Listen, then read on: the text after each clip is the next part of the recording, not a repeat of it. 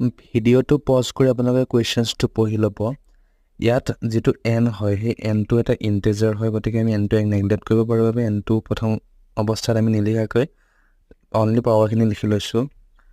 next ইয়াত এটা rule ফলো হৈছে যে x ৰ পাৱাৰ a পাৱাৰ b থাকিলে x or a into b অৰ্থ মাল্টিপ্লিকেশ্যন টো পাৱাৰত গুচি যায় সেই ৰুলটো ফলো কৰি 6 টোক আমি 3 into 2 কৰি ভাঙি লৈছো আৰু কিউব গিটা ভিতৰ ৰাখি অকল স্কয়াৰ গিটা বাহিৰত ৰাখাই দিছো নেক্সট আমি আৰু এটা ফৰ্মুলা জানো যে a স্কয়াৰ - b স্কয়াৰ ফৰ্মুলাটো হ'ল a - b whole into a + b হয়নে এই ফৰ্মুলাটো ইয়াত এপ্লাই হৈছে অৰ্থাৎ a - b a + b ইয়াত a মানে 7 কিউব আৰু b মানে 6 কিউব পিছত গোটেই কিউব খিনি পাতি দিলো পাৰ্টিকেল যেটো নরমাল সিম্পলিফিকেশন হয় a দুটা - a2 a দুটা + a2 এটো কৰাৰ পিছত আমি আকৌ 559 টোক মাল্টিপ্লাই কৰি ভাঙি ফাইনালি আমি পালো যে 127 13 আৰু 42